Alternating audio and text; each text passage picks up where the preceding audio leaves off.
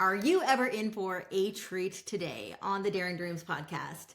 Today's guest is Kimberly Spencer, an award-winning high-performance trauma-informed coach, TEDx speaker, founder of Crown Yourself, and the CEO of Communication Queens. She's also the best-selling author of Make Every Podcast Want You.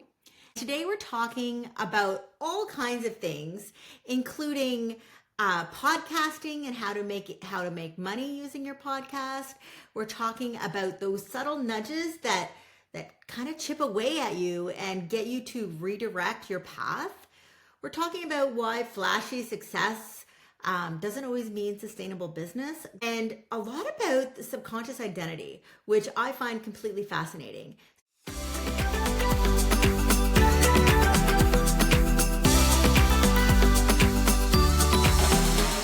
And I am so excited to welcome my guest today, Kimberly Spencer. Thank you so much for being on the Daring Dreams podcast. Hey, Hayley, it's so good to be here. Thank you so much for having me. You are welcome. So we're going to dig right in because you're phenomenal. When I read your bio, I was like, I don't even know where to, and I even told you, I don't even know where to start with this fascinating woman because you have just done so much. So I'm going to let you start by first telling us, what are you doing now? What businesses are your focus now and why? So right now, I'm like, if you hear my voice and it's a little whispery, I just want to preface that all my kids just got over a bad bout with like the flu and laryngitis. So I'm a little bit more raspy and coughy than normal. That's the perk of having children, is like they're little disease cesspools that they could they're so amazing and they build your immunity. But right now I'm running my home of 3 beautiful children, 8, 4, and 6 months. My goodness. Yeah, I know. They're Okay. amazing. And then I have my 2 businesses. Crown Yourself I've had for 9 years. It's a high performance coaching company. We really focus on the subconscious identity, not only of the founders, but of the business structure itself. And then from that business back in 2022, we birthed a second business because, like every human, like when you have a second child, you might add a second business to it. Uh, Of course. and it really stemmed from the success and growth that podcasting, and guest podcasting specifically, gave me while I got stuck abroad thing with my family in Australia during COVID. And guest podcasting turned out to be our greatest form of lead magnets Okay. to generate and build our audience and build actual revenue for our company. Like we tracked and we did over $250,000 in new business generation from just guest podcasting alone. And so from that, I was like, well, if I got these results, I'm sure other people can as well. And so we built initially it was a done for you agency where we did end-to-end podcast booking for our clients. We were industry agnostic. We had clients that were bookkeepers, biohackers, real estate investors, and it worked successfully for getting them booked and getting them into greater conversations, booking bigger speaking gigs, getting client referrals, because we tracked it. Come last year, I was pregnant with my 3rd child. I was about to launch my now best-selling award-winning book, Make Every Podcast Want You. Yeah. And I went on this speaking tour for the book, got it featured at New York Times Square and all the big things. And I came home and I got diagnosed with borderline anemia. I was burnt out. I looked at our P&L and I said, oh my God, this business and the way that it has been running, even though on paper, because you see everyone on Instagram sharing like, it's my, 50K a month, 100K a month, even though on paper I could brag about, the success we were having. But I was like, monetary success, like revenue success doesn't mean jack, you know what, Yeah. without profit and cash flow. And it was a cash flow suck. And what I saw was, I said, this model is not working for me. And it wasn't working into my next stage of my journey. And so I let go of 85% of my team, which was heartbreaking and super hard. And we pivoted the model into a done for you consulting model where we now work with podcasters, authors, influencers, and founders to support them and build in leveraging visibility as an asset for their business, not just as a nice to have or a hobby or a side hustle or like, here's my book, here it is out in the world. Now what? As I've seen many authors do Right. since, becoming an author. That's Like, what I did. yeah, right? It's like, here it is. All right. now it's done. Wait, Everybody wait, I needs have to to buy this, market it. but no one Yeah, knows about everybody. it. Exactly. And so now what we do is we do done for you consulting, where we set up our clients' systems. We build the systems. We train their team. If they don't have a team, we support them in the hiring process with finding the right team members and people to really support you in leveraging guest podcasting to grow in your business and the business of selling your book, which should be your primary lead magnet. Wow. Okay. So you're doing both. So let's keep talking about the podcast, but then I definitely want to get back to the crown yourself and the subconscious kind of stuff, because that stuff absolutely fascinates me. But let's talk about the podcasting, because I've had a few different guests who do podcasts. And of course, this is a podcast. Right now, for me, it is my absolute favorite platform, because I am so tired of inauthentic marketing. And yeah, and I think that's like a Amen. common thread. Like, everybody's tired of it, so we've got to figure out a way out of this mess as leaders in this industry. And so for me, podcasting, it builds a relationship. It allows people to really get to know you. I absolutely love it. But I'm not monetizing it for myself. So tell me some of the tips that you have, or the things that your company would do for people to help them figure out, how do you take this great asset of yours and turn it into something that's actually not just like, I do this because it fills my bucket, it fills my heart. It's not really helping marketing on purpose right now, but I will always do it as long as I possibly can, because I love talking to people like you, right? But wouldn't it be great if it played double duty here? So what do you guys do to help with that? So basically, let me backtrack and tell you what the story. The first book, that personal development book that I was ever handed, was when I was 17 years old. And it was actually by my acting teacher, which I was like, why are you handing me this book about habits? Like, back then I wanted to be a Hollywood star and be the Clint Eastwood of my industry. And after getting my first screenplay co-written and like produced and distributed and up by Lionsgate at 24, that's Wow. when I pivoted into having my e-commerce company. I was president of an e-com company for 2 years, and then I had a successful exit, and then I launched my coaching company. So I have a background in hustle, Mm-hmm. and with the idea of, and one of the things with Stephen Covey's The 7 Habits of Highly Effective People, one of the tenets that has stuck with me for 2 decades now is begin with the end in mind. And most people start a podcast because they're like, I feel this is the right choice. And I'm like, but what is the outcome that you want to achieve? And so same with the book. Like, we all have that book and that innate desire, and that, I think every person actually has a book in them, whether it's a fiction Right. book or like a romance novel or an epic saga or like a nonfiction development book of some sort. I think everybody has a book or a podcast in them if they choose to go down that road. But looking at it from, what is the end that you want to have that podcast do for you and for your business as an asset? And if you think of it as an asset, then it has to have an ROI for the amount of intention. And podcasters put so much love and attention into their podcast. This is why in my book about guest podcasting, I say, like, do the best that you can to promote the episode. Like, show up. And that's the number one complaint of most podcasters, who are like, I had this guest on and they didn't share the episode. Like, they didn't even click the invite or accept button to be a contributor for the Instagram post. Yeah. And I'm like, yes. And how is that podcast serving as a conversation starter for the 3 types of people that you want to be having conversations with in your business? You always want to have conversations, one, with potential mentors. So people that you can learn from, who are farther ahead than you. That is one of the best ways to have a podcast, is to leverage it as a mentorship tool that you obviously, of course, distribute. It's not a pick your brain and then dump it and never like release it. It is a tool and an asset that you in integrity are sharing with the world, but let yourself be cracked open. Let yourself receive guidance. Get that person on your podcast who's, you're like, oh my gosh, I really want to learn from this person because they have expertise or they're farther along than me in these areas. And I have had amazing mentors become very dear friends of mine. And it blows my mind, the success that they've had far beyond what I've done. Yeah. And yet I'm like, they're my friend. Like, that's really cool that person is my friend.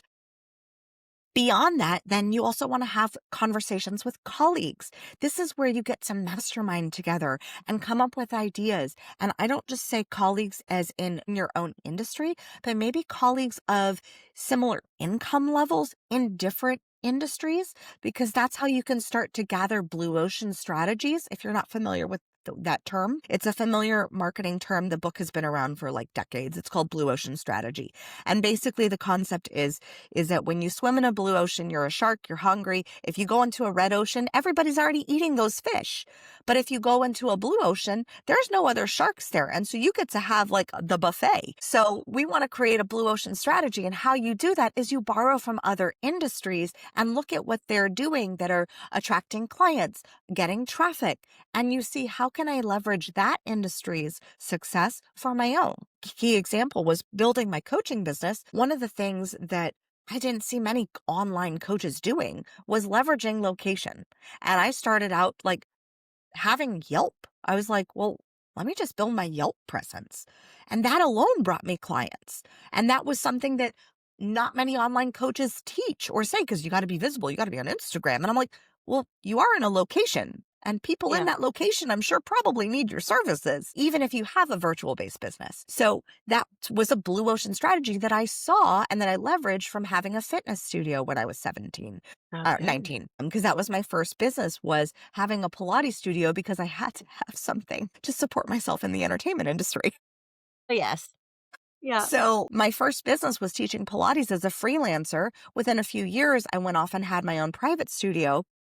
And I did that while I was building my screenwriting. And then once I had that screenwriting success, I was like, oh, I don't want this anymore. I want it in a different way. Like, and if it's meant for me, it'll come back for me. But I didn't want it in the way that I was being told that the industry said I needed to have it. And I was like, no, not for me.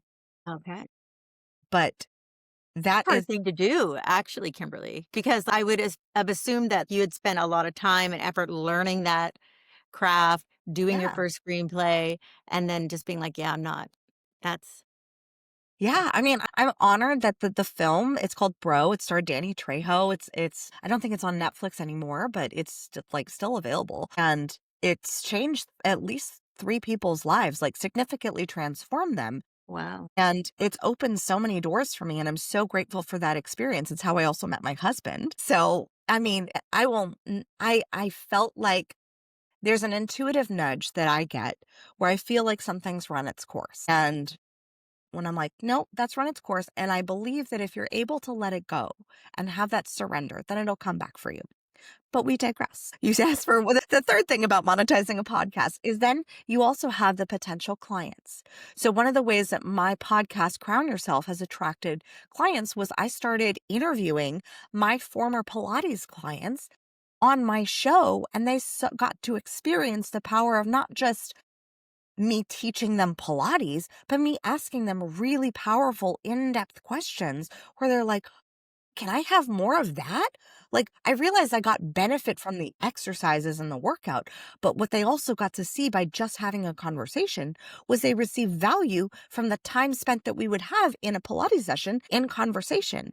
And when I would separate that, and when I was first starting my show, which was 5 years ago, 6 years ago, that allowed them to open the door to like, oh, I'd like to work with you now as my coach, not just as my Pilates instructor. Oh, And good. that changed the game. And the same, you can do the same with your own podcast. If you look at your niche and who you target, for example, on the Communication Queen podcast, which is associated with our consulting agency, we interview a lot of authors. And those authors have come on, shared about their strategy.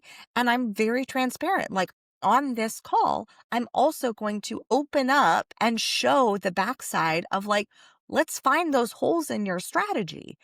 And sometimes people come off that call that is a podcast interview.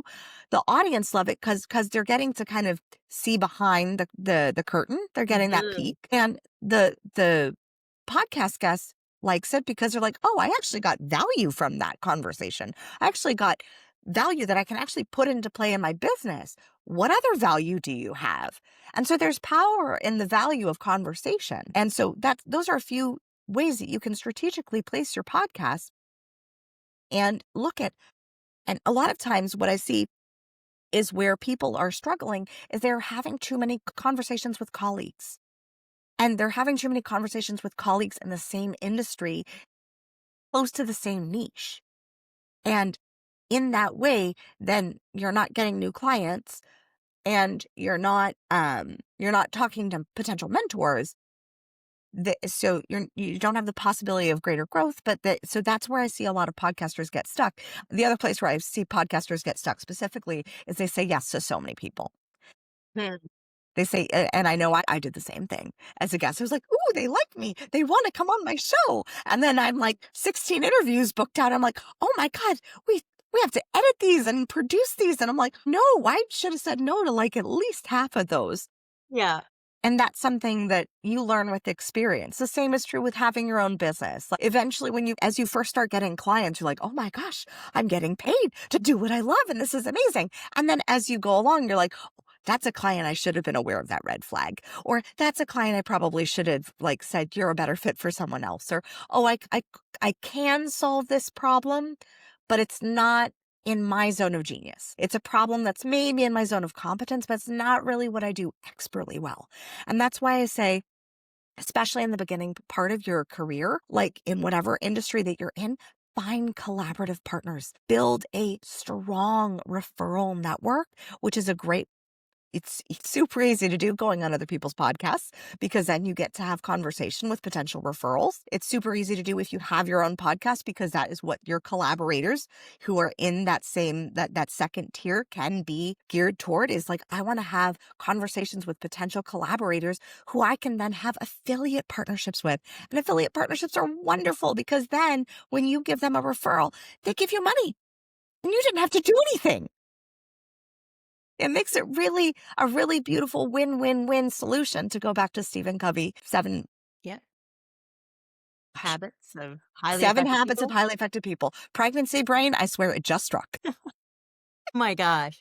That is like the first time I've ever heard that as how to monetize a podcast.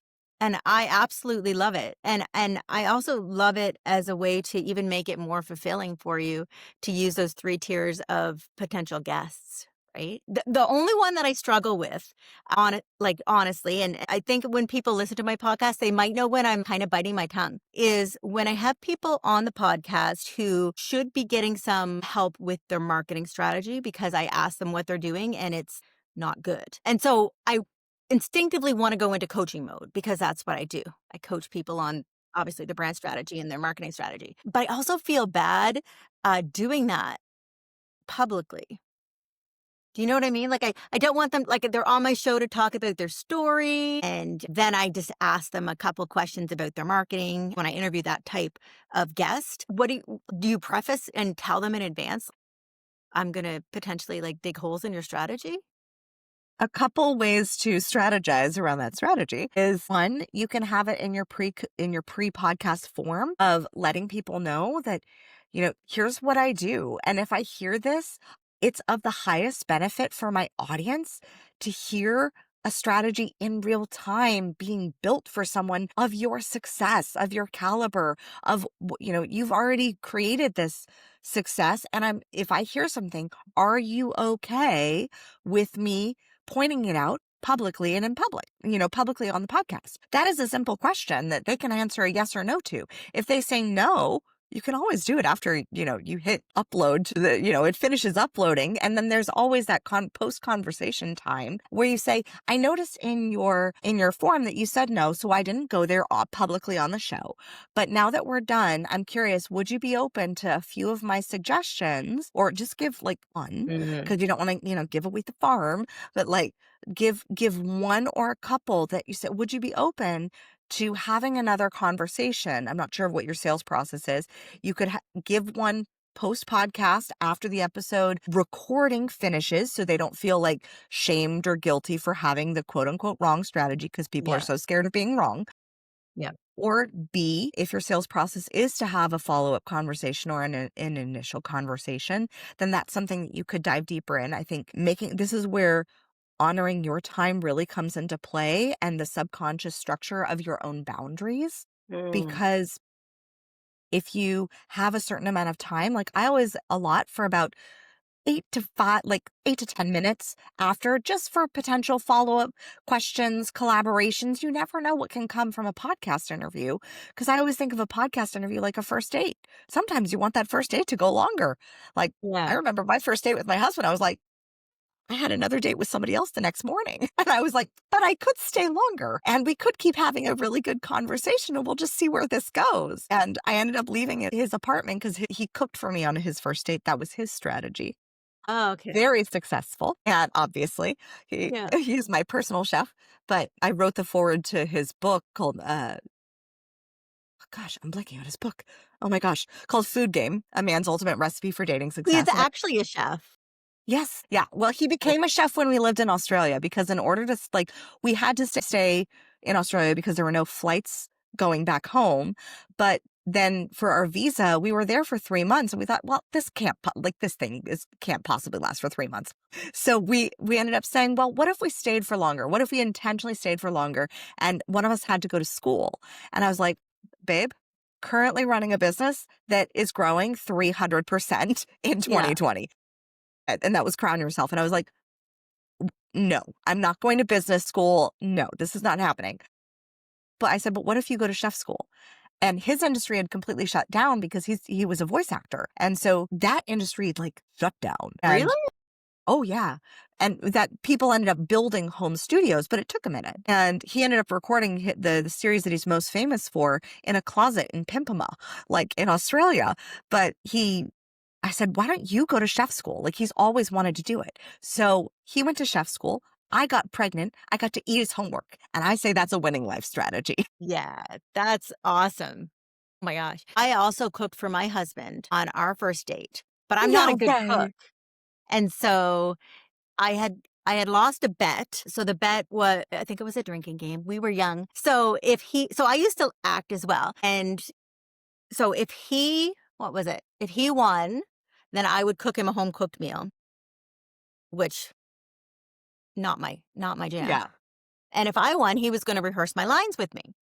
And so he won. And so I went over to his place and I made this meal and the fire alarm goes off. It's like a nightmare. I made food he doesn't like. Now I know him and I know that he doesn't like what I had cooked, but we're still married. So he was okay with the fact that he was going to have to make the home cooked meals moving My forward. God.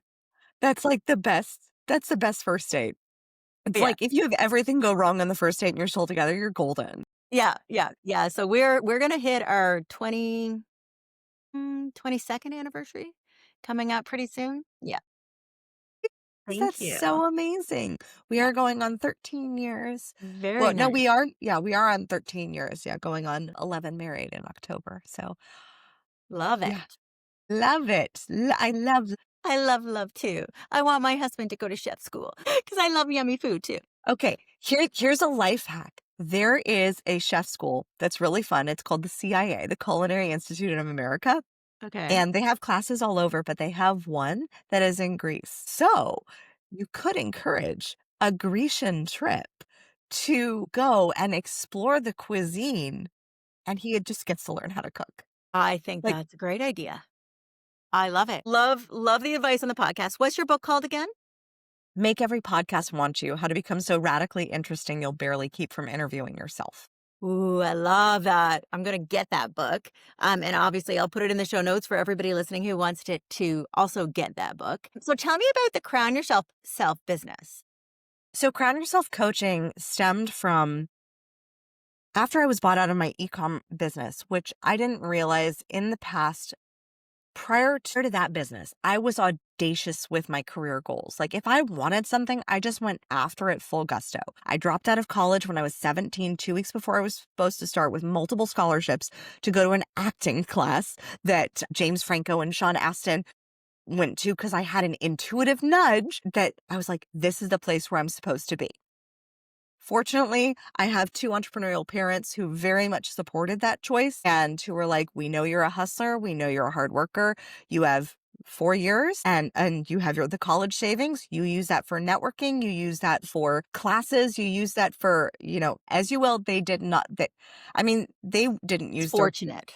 it was very fortunate. I am very honored. Both my parents were first generation entrepreneurs. And I think that is a really tough place to be when you're that almost like the black sheep in your family, because my dad's entire family is former military, so, like, they don't understand, like, why would you go into something so risky? Like, where when, the military offers some level of stability. I'm like, "But you still go to war, like, that's risky." Yeah, that's more risky, I would Like, think. that seems more risky to me, but, to each their own. And then my mom was very much from an educational space, so they thought I would like that side of the family thought I was crazy. And they're like, "You would drop out of college? Like, why?" And I'm like, "Because I'm going to an acting class."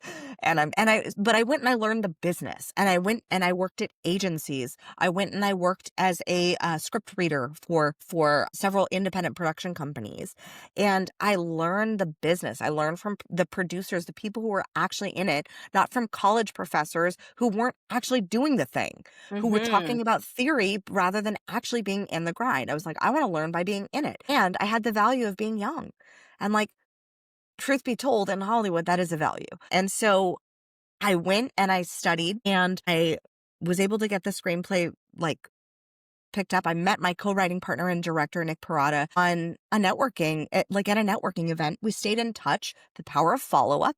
So I learned all these very valuable business skills that I now still apply today. When I had my agency, everything I learned, like agency as in done for you agency, the way we used to have it structured, everything I learned from working as an intern at two of the top commercial agencies in Hollywood, we applied. We applied the same principles. Yeah. And so that there is power in every learning experience that you have. And that's why I say that just because your career path may be nonlinear, the skill sets that you build are universal. And look at the skill sets of leadership, communication, understanding people, persuasion, influence, courage, audacity. So fast forward to the audacity to say, I'm going to write a screenplay.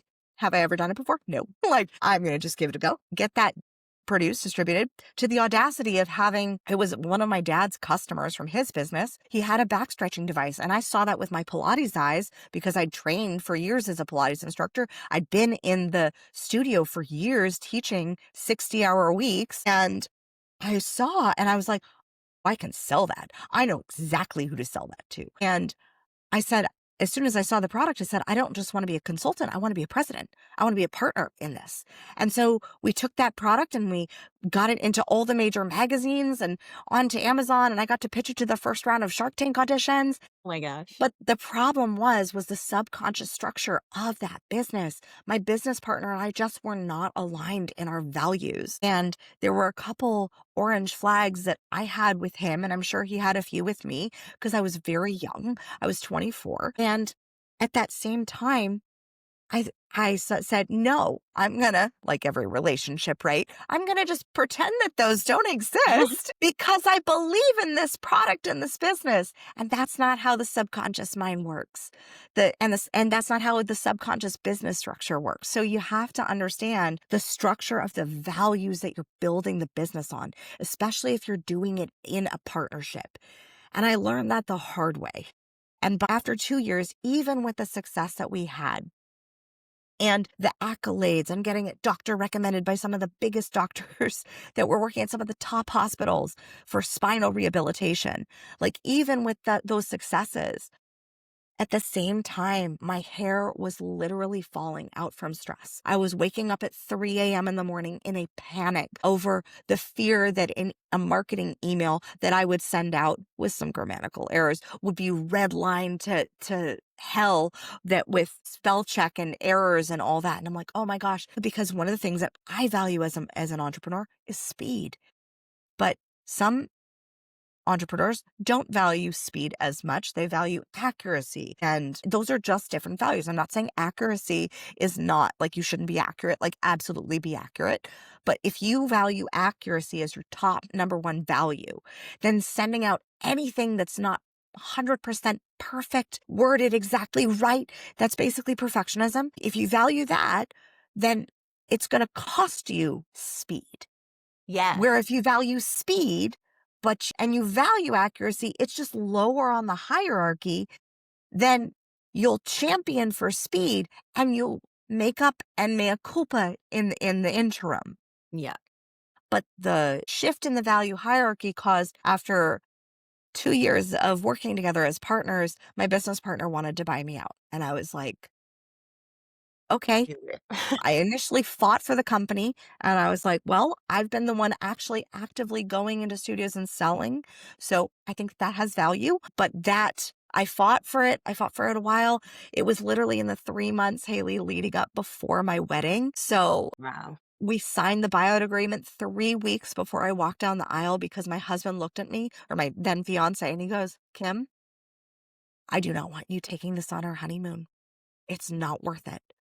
And I was like, but it's my company and I poured 2 years of my heart and soul and energy into it. And in that buyout process, now in hindsight, I know that it was initially to lower my price, but I had the not the nicest messages sent to me from very, professional lawyers. Mhm. And that scared me. I had, people fear the legal ramifications of success. And I'm like, you get to a certain level, you're going to have to send a cease and desist. You're going to have to, find a lawyer. You're going to, like, it's Yeah. going to happen. And that scared me. And it also scared me that these were professional men highlighting that I had no marketing background except for the school of hard knocks, that I didn't go to business school, my youth, my age, like all of it was used against me. Wow. And quite frankly, I'm so grateful for it, but I never saw those as flaws before. So I get off on my honeymoon, sign the buyout agreement, get the check. I'm like, okay, great. Hooray. And what am I going to do when we get back? And my husband was like, okay, well, let's brainstorm like you do on your honeymoon. Well, when you have Of 6 course. weeks in an Well, Airbnb, entrepreneurs do that on their honeymoons. exactly. You can't Especially turn it when off. you can't. And when you have 6 weeks alone with the love of your life in Italy, like, what aren't you like? That's the time to plan for your future. And so I was like, wow, I have this total blank slate. And I looked at my life and I looked at the golden thread of like, what are those connecting dots?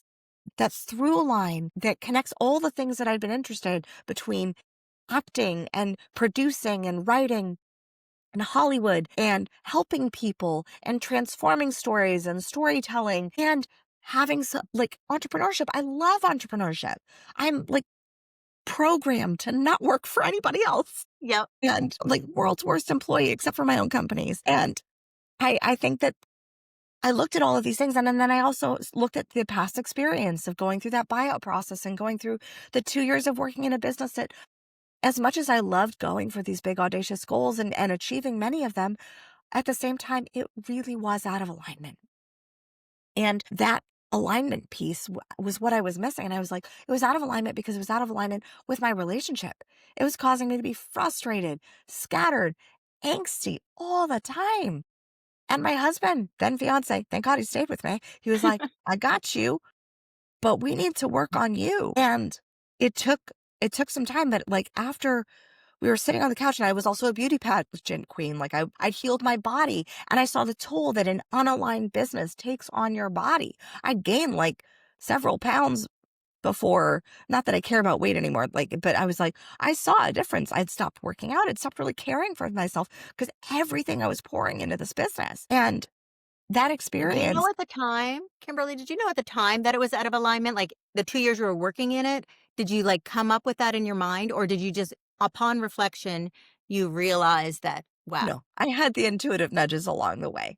I okay, definitely had the intuitive nudges and it's like your intuition whispers until it like screams. okay. And so, I mean, I had some intuitive nudges even before. I remember a meeting when me and my former business partner, before we actually went into partnership, we sat at Starbucks and we said, like, let's like dive deep and be vulnerable with each other if we're going to go into businesses, essentially, kind of like you're getting into bed with someone and you kind of want to know someone before you actually go into business. We shared some of our insecurities, our experiences. And there was one thing that he shared that was just, I was like, orange flag. Orange flag. And like I said, I'm sure he had a few with me. But at that time and then throughout the process, there were many cases of me devaluing my worth, of me not using my voice.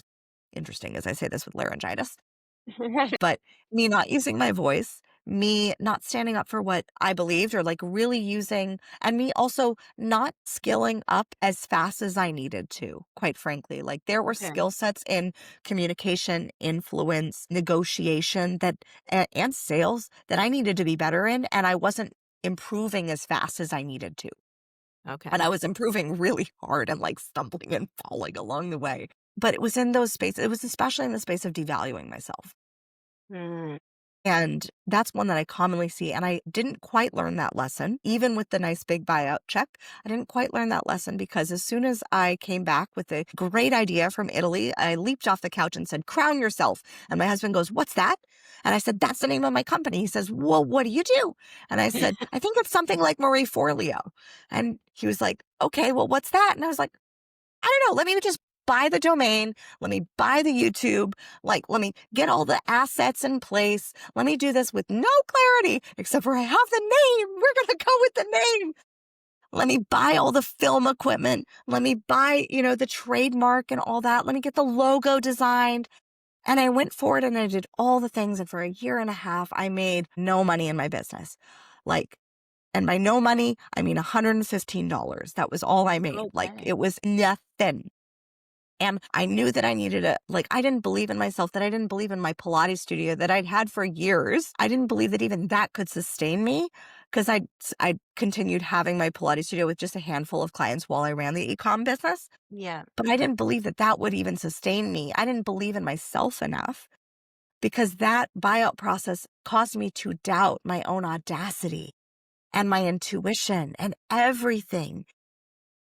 And I'm so grateful for it now, but I didn't view being bought out as a success. And now when I tell founders, they're like, "Wait, you had a successful exit?" And I'm like, "I know I did. I know I did." And at the same time, I saw it as a failure. I felt like I'd lost my company. Right. And that really taught me the value of perception. And when we can look through the lens of like, what is the perception in which you're viewing this? Because that shapes everything. And Right. that when I shifted my perception was when I found out I was pregnant because I looked at the past year and a half of actual outcomes and results. And what I had was a really glittery turd of a business. It was sparkly on the outside. Oh. Man, the brand photo shoots, gorgeous. But the money and the revenue, cash flow, profit, non existent. Revenue, non existent. But that's so important too, because I think a lot of other business owners and listeners probably see businesses out there that look shiny. They see the sparkles and they're like, they're doing it. Why can't I? But you don't know what actually is happening behind closed doors. You could have a business like mine, who I barely market my business, but I'm making money, right? Because I don't have time to market it anymore because I'm doing the other side. But then you have another marketer potentially, or whoever's in your industry, who looks like they're just like rocking it, but really they don't have anything going on behind that sparkle. Yeah, I Hmm. think that's great. My I mean, not bestie, great Amanda for Koff. you at the time, but great for No, people to hear. Yeah. it's great to hear. It sucks when you're in it, but at the same time, that comparisonitis is so common. And I think one of the best pieces of advice I actually got from my bestie, Amanda Kaufman, she's an amazing business coach for coaches. And she said, she calls it the 20% rule. And she goes, everything you're seeing online, maybe tops you're seeing 20%. Mm. So you don't see that 80% of what's behind the scenes. You don't see the struggles that they're going through. You don't see the cash flow crunch. That's why now that I'm on the other side of that cash flow and revenue crunch, or not revenue crunch, but cash flow and profit crunch that we had in Q2 and Q3 that stacked up into like exploding my business and pivoting our model in Q4. Like even as an experienced business owner, I had it. But now I share about it because I think it's very important for women, especially because honestly, there are studies shown on generational programming. And we as women have only been allowed, at least in Western culture and mostly in America, to make money for the past 200 years. There's a very big generational programming that men have. And this isn't saying men are right or bad. It's like just different. And there is a group that I've been a part of for several years now. It's called the Dames. It's for 6, 7, and 8-figure business owners. And I got into a room with business women making 2K and upwards of like multiple millions. And I'm sitting in this room and I just gotten off a conversation with my board, and my board is my husband and my mom. Those are my Okay. board members. Yeah. And I got off a conversation with my mom and I was crying because I was like, I don't know what I'm going to do. I literally was looking at the P&L and I was like, this sucks. Like, this sucks.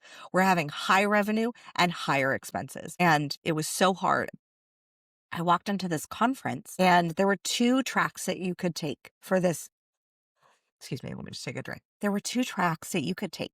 There was one that was like sexy PR and marketing and like how to be visible and brandable and get your business out there. Everyone went to that one. The other one had maybe 10 business owners in it. Yeah. And it was all about bookkeeping and HR. I was like, that's the one I'm going to. And I'm sitting there with these successful women. Every woman in that room was making 250K or up, upwards of $1 million. Every single one had the same problem.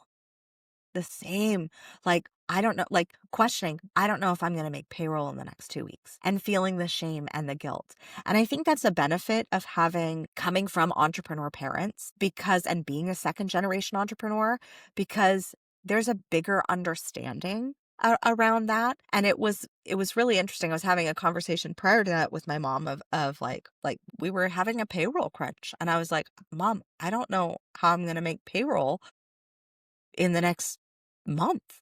And she was like, a month? She goes, Kimmy, there were some times we didn't know if we were going to hit payroll by Friday.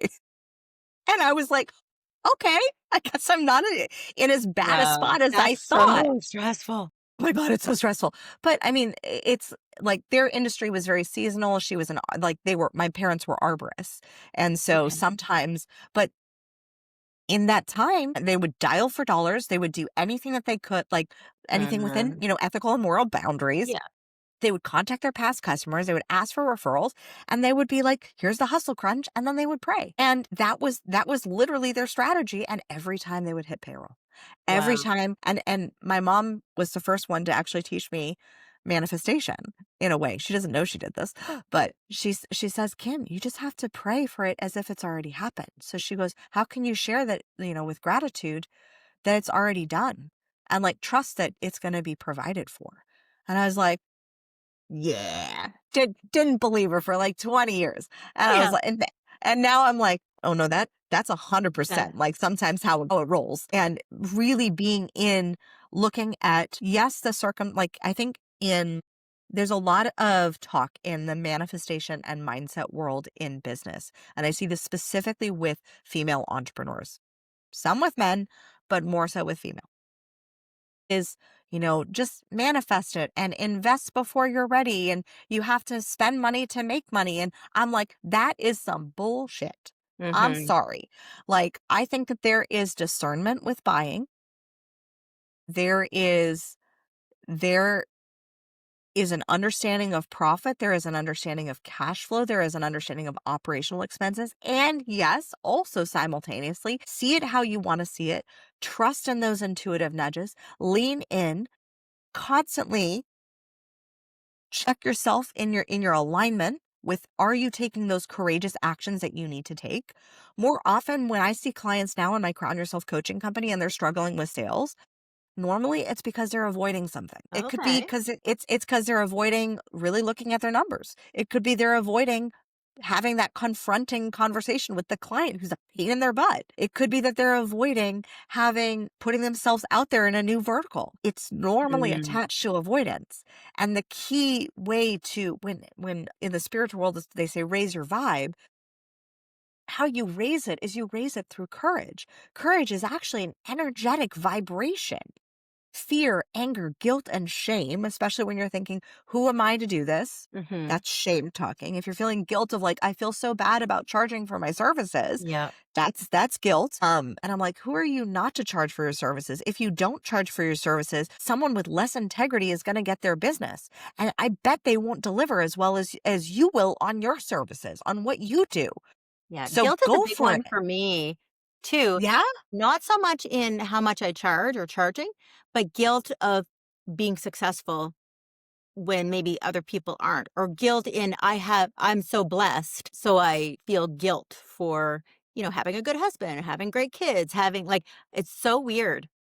Can I poke a hole in That's that? where the Can I? guilt comes in for me, and I was at a, oh, what like, kind of like a card reader kind of thing with one of my friends in BC, and she nailed it. She's like, "Oh, you got so much guilt." And I'm like, but it's that kind of thing. It's when if I have something, I feel guilt for having it. Yeah. And so that's probably playing out in my business in like a plateau, right? I've just hit a certain level and I'm like, okay, well, I'm good here and I'm not going to push anymore. And you know what I mean?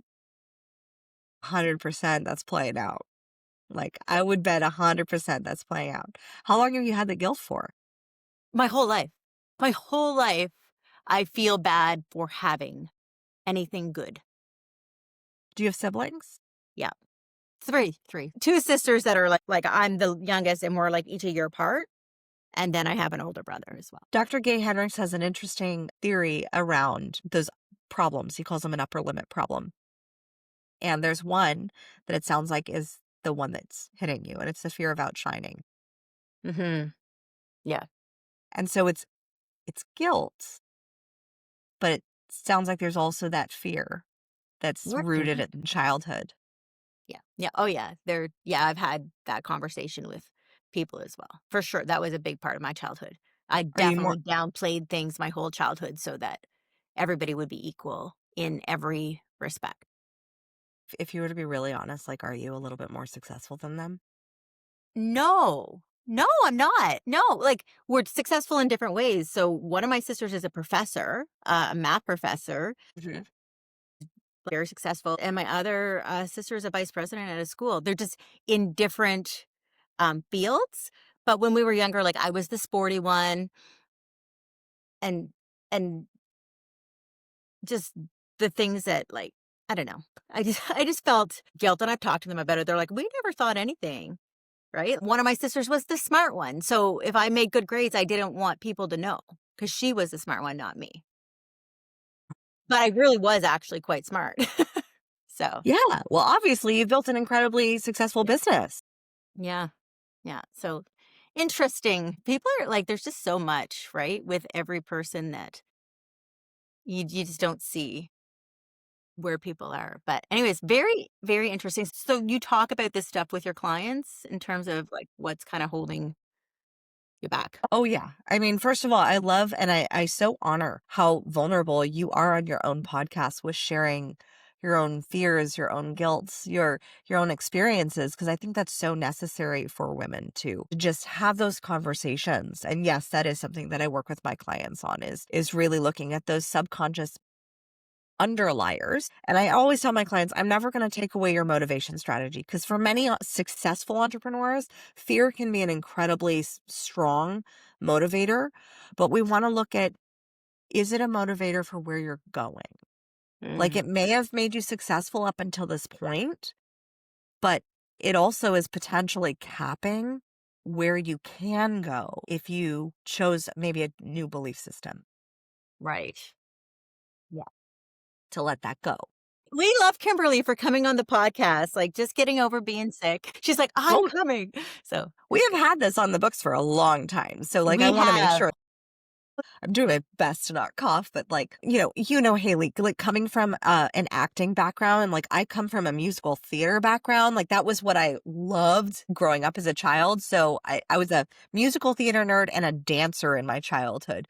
Nice. There is a level of heart I have danced on so many sprained ankles, there's a level of push through that you just, like, get when you are in that environment. One time I was in my high school production of Working, and I had one song, and I had crippling laryngitis, like, could not say Oh, or speak a note, and somehow I got on that stage, and I sang the entire song, and every time, night after night, 3 nights in a row, and my best friend was like, "I have no idea how you did that, like, you literally have not been able to talk for a week." It just like, there's a showing up factor, and that's mhm. why I say, like, 90%, like Woody Harrelson not Woody Harrelson, Woody, famous director, directed Midnight in Paris, lost on me at this moment. Woody Allen said 80% of success is showing up. I say it's 90. Because quite frankly, if you just show up for those opportunities, you'll be shocked at but you have to have the courage to show up and not look at the circumstances of your excuses. Like, I will sometimes cancel an interview, especially if it's involving one of my kids. Like, if one of my kids is sick, I'm like, no, sorry, Yeah. mama's on board. Priorities. Priorities. And I Yeah. will do it if I really felt like my health, my long-term health was at risk 100%. But I was like, no, I'll be good by Tuesday. So here I am. Well, I appreciate it. I appreciate it. Okay, so what would you give to say somebody starting out? Because it seems like you just jumped in. Like you jumped into the Pilates. You're kind of like fearless. So I know that there's a lot of people who don't jump in, and my listeners definitely know my story was I wanted to be an entrepreneur a decade before I actually took the plunge and did it. So how do you jump in, or how did you do it? I know it's probably part of you, but like what advice would you give to somebody who's like a little hesitant to be like, I'm going to try something that I'm not sure if it's going to work? So there's a perception of risk involved, right? And I think COVID taught us all a very valuable lesson. And AI is teaching it to us once again, is that success is never certain. Nothing is guaranteed. So many people lost their jobs in 2020. So many people are losing their jobs now because of AI. Hmm. But I remember because I was in Australia and I was living in a tourist town, and I saw people getting losing their businesses that they had spent time, energy, money building. And I looked at them and I said, I guarantee you'll build it back in half the time. And they said, how are you so certain? I said, because you have mastered one of the most important skill sets that anyone can master: persuasion. If you know how to sell, that is a skill set that will take you into starting anything. I was like, I told one business owner, he had a rental car shop and he went from multiple locations to one location to one employee, and that was himself. It just, everything shrunk down. And I said, you could start an Etsy shop and I guarantee you'd get to that level of income and success just in probably half the time, because you have the skill set of persuasion.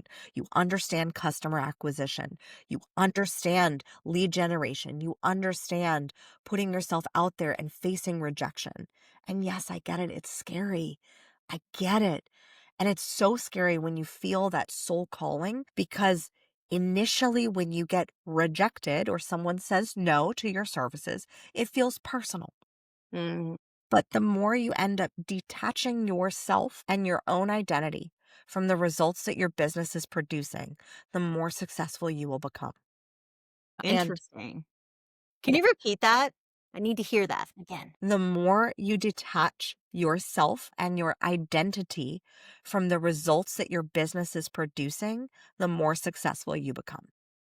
Interesting. Why do And you not to, say that? it's not a detachment in terms of avoidance. It's not meaning you avoid the tough things. It means that you approach those tough challenges, but you don't make the customer complaint about you. You take the feedback. You say, okay, well, apparently this customer wasn't a right fit for my services or my product. Okay. Um, what was mine? What was the business's? What was the product or the service? Like maybe it was a communication thing. Okay, wow. How can we create an SOP to then better communicate? So a standard operating procedure. How can we create a better an SOP to stay on top of our clients for getting their deliverables? How can we, and that was one of the things with our agency that we had to constantly adapt. Like, how can we create a contractual, like one of the things that we added into our contracts, and now having consulted for podcast producers who are adding guesting and like done for you agency services to their mix, I'm like, add this into your contract. Have a response time deadline. And Mm, because for us, where we saw the operation cost lag was we would get our clients booked on a podcast. They wouldn't respond for 5 days. They would come back and say, yeah, I'm available. Well, that podcast slot time is taken. So then we'd get them right. another time. They'd take another 3 days to respond. And then that podcast time wouldn't be available. So that back and forth cost thousands of dollars. Yes. versus just building it into the contract of saying, you have 3 days to respond, and then creating a communication with the podcaster saying, our clients are required to get back with us within 3 days. We will let you know within 3 days. Please hold the spot for them for 3 days. Yeah. That way you set boundaries. But it wasn't of like, poor me, I'm such a bad business owner, I did this. It's not about that. It was like, no, let's separate these two. So Mm-hmm. the more you de-identify yourself, like I see especially with business owners who are doing, 10 to 20K months, where they're so attached, especially when you're in service-based industries where it's marketing services, consultative services, coaching, healing modalities. When you're in those modalities, there's a personal energy that you're putting into it. But the same is true if you created a product. But imagine that what you are selling is a productized service. Mm-hmm. And just like with acting, I'm sure you experience as well. Like when you are attached to that role or that outcome of like, oh, it's this part or nothing. Well, then just like any relationship, there's a level of desperation then in that identity. And there's a level of performance of like, oh, I feel like I have to perform at this level in order for this to be achieved versus setting a standard of excellence and saying, here's my standard of excellence. Ideally, a client providing regular real-time feedback will allow me to raise that standard of excellence so we have a new floor. But at the same time, if a client is not satisfied with the service or if sales are not going a certain way, it's not because of me. Maybe it's because of my niche. There are a million, like literally when it comes to sales, there are at least 1,000 different reasons other than just being you that are the reason why that person said no. Right. It could be they legitimately have an excuse of like they are not financially ready to invest $15,000 into your program. Like that that is a big commitment, and I think we've gone through in 2020 and 2021 that like big coaching push of like high ticket. Like I still do Mm. high ticket. That's primarily what I do. But at the same time, if I have a question where I like genuinely want to know my client's income, gross and net, before they invest with me, so I can guide them in that conversation and say, like, I have turned clients down where I'm like, I don't think your profit is there to make this investment yet. Let's build a strategy so that you can get to that place so that in 3 months' time, we get to have another conversation, but I'm not going to force a sale on you out of scarcity where then you feel like you now have to perform at this level, Yeah. but it's all push, it's not flow. It's all force. And the thing is with our unconscious minds are happy in a space of homeostasis. It likes to be safe. So how to persuade the unconscious mind, which runs 95% of the programming that we have, into a new level of success is literally you have to coerce it like a lover, not like you're going to like coerce it or like a drill sergeant. You Right. have to treat it like a lover, like, hey, baby, I got you. Like, I know you're safe at this level. I know. But you know what? I know you're feeling that guilt and shame and you're feeling a little bit of fear of like outshining, but you know what? Like, here's what we're going to do. Yeah. We're just going to challenge ourselves to shine a little brighter. What would it look like if I shine just 10% brighter? And treating it like a lover, not like you better shine 10% brighter and like make 10% more. I'm like, "Jeez, no, thank you." The unconscious mind, it needs to be nurtured. And it's Mm. very distracted by the five senses, by circumstances. So what we see, the numbers are in our P&L, the numbers on in our bank balance, the numbers on the number on our scale. Like what we see, it influences the subconscious mind. It goes, oh no, I'm safe here. I understand what having, only $1,000 in my bank account feels like, okay, I'm safe here. Even though I made this much, I'm safe here. I can make enough and then I can go back to this space. Like I'm safe in this range versus saying, you know, hey, subconscious mind, like let's just feel into like play with imagination. What would it feel like if maybe there was $10,000 always in your bank account? Oh no, too scary. Oh, okay. All right. That's fine. That's fine. Don't even worry about it. What if it was like 2,000? $2,000 regularly, always in your bank account. You never have to worry. Like, it's always there. Like, it never goes below, it never dips. How would that feel? And the subconscious mind goes, okay. How, I don't know. Let's play with it. And so asking what or how questions, and then leveraging your imagination, and then leveraging the feeling of what it would be like, as if, not acting as if and going out on a spending spree and saying, I always have $2,000 in my bank account. No. But being able to like, you don't have to go out and like shop Lamborghinis. Like, you just like, let's stick to nurturing the subconscious mind. And what would it feel like if I actually did? And then playing with like, okay, well, what's my next courageous move? It's really, and then looking at, well, what am I avoiding? I love 'Cause that question. What is my next courageous move? Do you ask yourself that a lot? all Because the you've time. done so much. You must ask yourself that all the time. All the time. And it helps that I have a community called The Collective, where literally I am like, my promise as a product promise is that I deliver a courageous activation every week to that community. And so I promise them that courageous activation. And then I have to share vulnerably what I am doing Okay. Cool. courageously. So I lead by example. I'm not like preaching it. I'm going to be like, but I'm just going to sit here and here's my list of everything I'm avoiding. You guys are going to do this. I'm just going to sit here and watch my show. I'm just going to sit here and watch K-pop Demon Hunters for the 5th time in 4 days because I was lying on the couch for the previous 3. But the thing is, it's really looking at what's that next courageous move. And you will only know your next courageous move by making a list of everything that you're actually avoiding. Oh, I love that.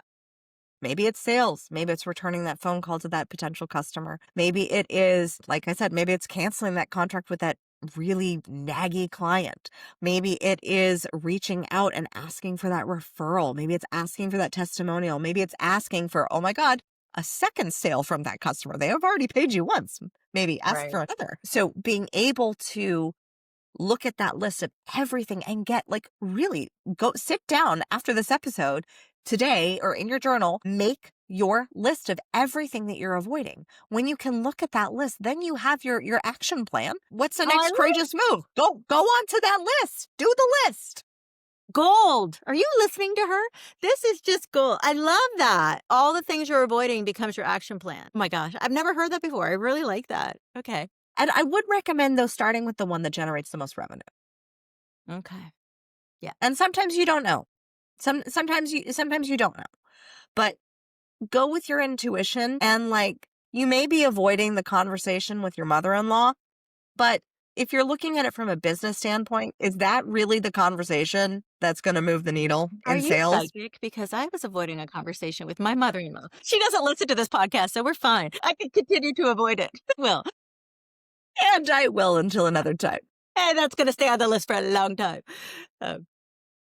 It's looking at like, but you never know, Hayley, what could move the needle. Maybe it is that thing. If it isn't like a pebble in your shoe, and I know this as a marathon runner, a pebble in your shoe for a while, you're like, oh, okay, I can run on this for a little bit. That's fine. After a while, though, there is a gaping open wound that you're running on. And it's looking at how many miles will you tolerate running with that gaping open wound that's saying like, please bandage me up. And that's what avoidance does. And so I would recommend, this is not me coaching you, but I would just suggest, perhaps, we'll have that conversation at some point and then look at what could happen to your business. Because sometimes it's not linear. Sometimes it could be an exponential thing, because when you address that thing that's like really annoying, no offense, mom-in-law, but when you address that thing that's really annoying, Yeah. that actually allows you the space to like, it gives you emotional freedom, and it can catapult that courage. That's interesting. Yeah. And yeah. Okay. I love this. Kimberly, we could talk for hours, I'm sure. I'm just finding the conversation fascinating. I'm sure my guests are also finding it fascinating. So would you like to share any other little tidbit before we close it off? My personal philosophy that I feel like I love to suggest, like, try it on, like a different type of outfit. Like, try it on. And it is this philosophy That which is conscious manifests happily. That which is unconscious manifests unhappily.